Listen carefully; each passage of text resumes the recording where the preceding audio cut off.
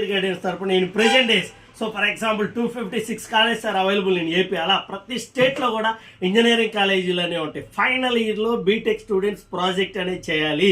My dear students, my humble request, project అనేది మీరు చేస్తే మీకు నాలెడ్జ్ వస్తుంది. అది డాక్యుమెంటేషన్ కావచ్చు, పీపీడీ ప్రెజెంటేషన్ కావచ్చు, ఎనీథింగ్.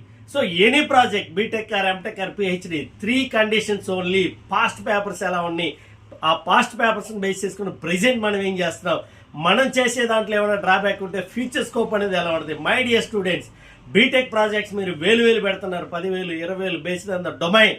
మై డియర్ స్టూడెంట్స్, మీరు అమౌంట్ పోయినప్పటికి కూడా నాలెడ్జ్ అనేది నేర్చుకోలేకపోతే ఓన్గా మీ క్రియేటివిటీ, ఎలక్ట్రానిక్స్ ఉంటాయి, రోబోటిక్స్ కావచ్చు, రాస్పర్ పై, ఐఓటీ కిట్స్ లేదు, సిఎస్ఏలు ఉంటాయి, పైథాన్ కావచ్చు, ఇట్లా different domains are available. Each branch AI కావచ్చు, డేటా సైన్స్, సైబర్ ఎవ్రీథింగ్.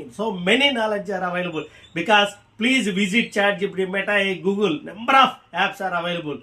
నాలెడ్జ్ని ఇంప్రూవ్ చేసుకోవాలి. ప్రాజెక్ట్ అనేది మీరు నేర్చుకుంటే మీకు ఉపయోగపడేది ఫ్యూచర్లో. Thank you very much. All the best.